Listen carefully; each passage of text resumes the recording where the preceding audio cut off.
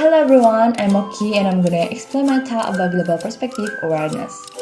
Hai semuanya, saya Oki dan saya akan memaparkan opini saya mengenai pentingnya kesadaran wawasan perspektif global. So without any further ado, let's check it out.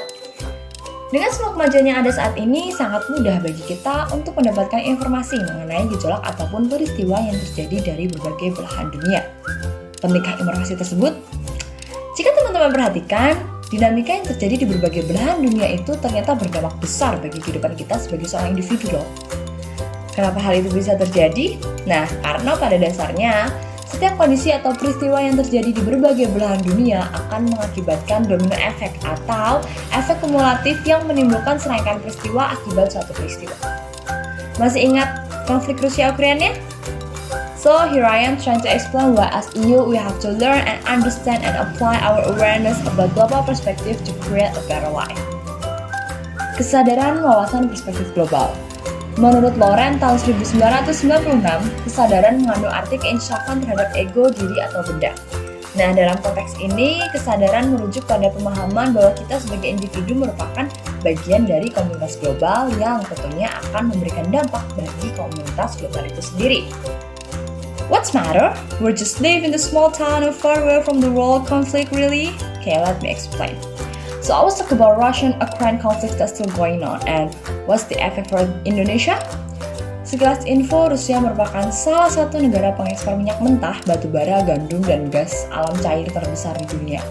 Begitupun Ukraina yang merupakan salah satu pengekspor sweet oil, jagung, dan juga gandum terbesar di dunia. Singkatnya, konflik dua negara ini dapat mengakibatkan inflasi di berbagai belahan dunia.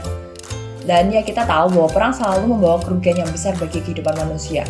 Kondisi ini juga yang kemudian mempengaruhi banyak aspek dalam kehidupan, tak terkecuali pada aspek pendidikan hingga pada aspek perubahan iklim.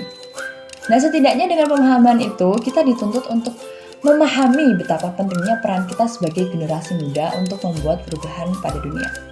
Maybe if we can't change the world, we could change our world. But what's world for youth actually? So, world for youth in my perspective is safe and sound, educated, stable, and so on. Dan disinilah peran penting kesadaran wawasan perspektif global pada generasi muda dibutuhkan. Kesadaran mengenai peran kita sebagai bagian dari komunitas global untuk menciptakan harmoni kehidupan komunitas global yang lebih baik.